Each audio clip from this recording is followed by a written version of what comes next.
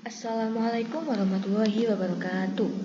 Baik, setelah kita mengetahui atau mempelajari sejarah proklamasi kemerdekaan, pembentukan pemerintahan Indonesia, dan awal kemerdekaan Indonesia. Bagaimana sih awal kemerdekaan Indonesia itu? Baik, setelah kemerdekaan Indonesia tidak langsung merdeka, tetapi ada juga pemerintahan yang tidak stabil sehingga adanya perekonomian dan politik yang tidak stabil. Hal ini tuh menyebabkan perlawanan di berbagai negara seperti perang Ambarawa, perang Batu Lautan Api, perang Margarana, dan perang Surabaya dan banyak lagi sebagainya.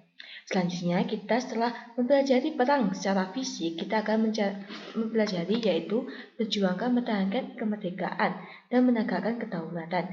Hal ini tuh yaitu dengan cara perjuangan diplomasi. Mengapa harus dipertahankan? Yaitu karena misi utama perjuangan kemerdekaan Indonesia adalah bagaimana merealisasikan nilai-nilai kebebasan bagi rakyat dan bangsa.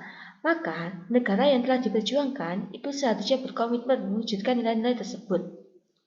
Selanjutnya yaitu perjanjian diplomasi.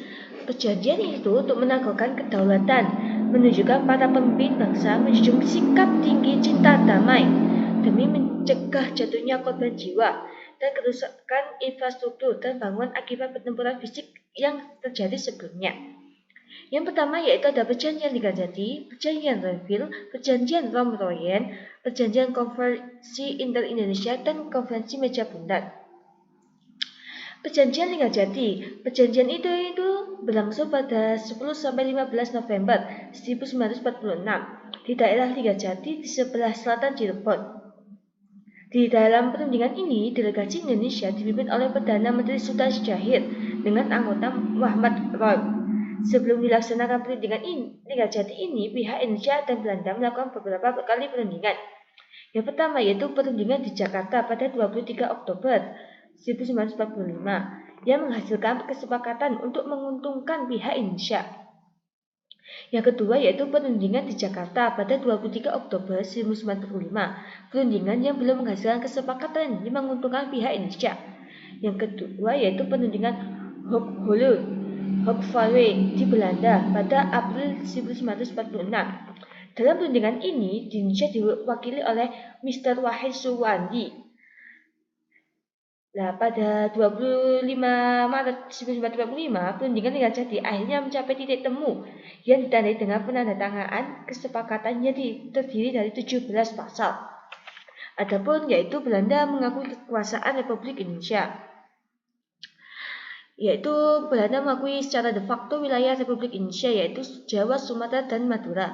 Yang kedua, Belanda harus meninggalkan wilayah RI paling lambat tanggal 1 Januari. Yang ketiga, pihak Belanda dan Indonesia sepakat membentuk negara RIS yaitu Republik Indonesia Serikat. Yang keempat, dalam membentuk RIS, Indonesia harus bergabung dengan Commonwealth atau Persemakmuran. Hasil perundingan Liganjati ini mendapatkan tanggapan dari beberapa tokoh Indonesia. Pihak yang kontra terhadap upaya diplomasi menganggap jalannya diplomasi merupakan upaya pelemahan terhadap perlawanan fisik yang dilakukan bangsa Indonesia.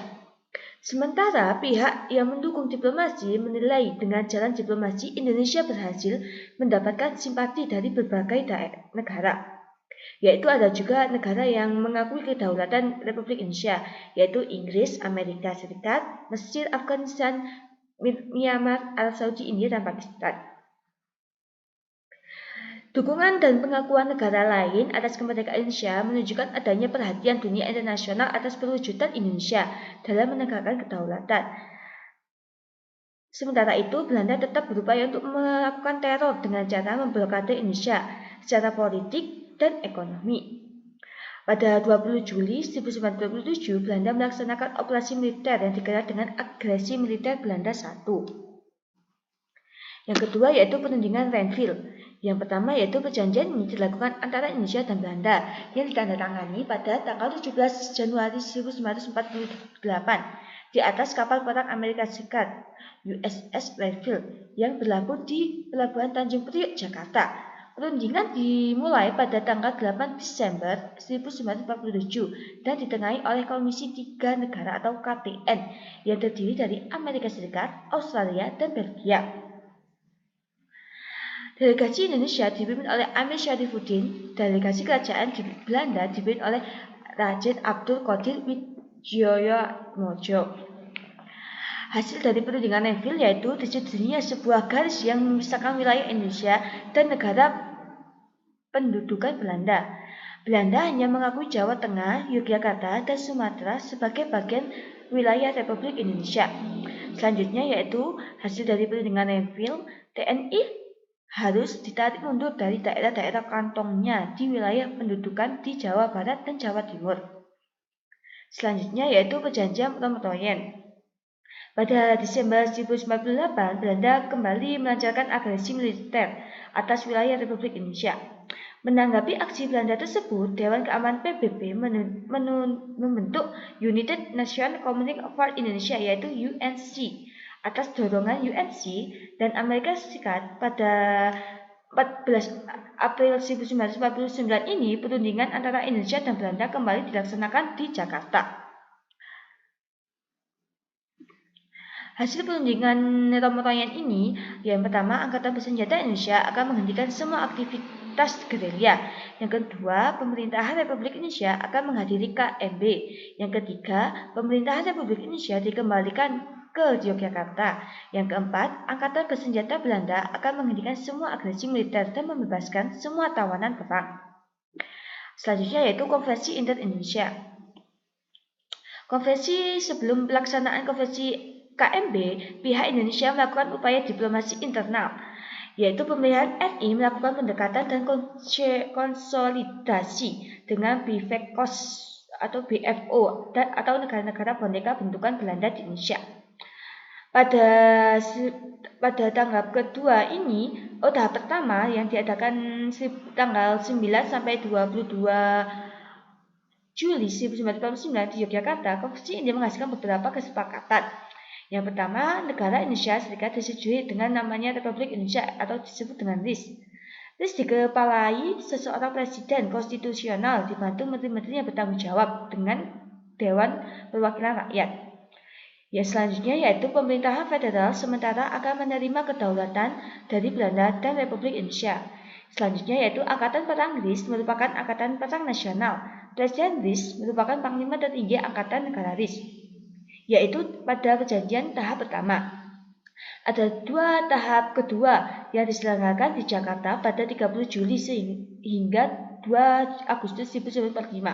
Konferensi Internasional tahap 2 ini membahas pelaksanaan pokok-pokok kesepakatan yang dihasilkan pada Konferensi Inter-Indonesia di Yogyakarta.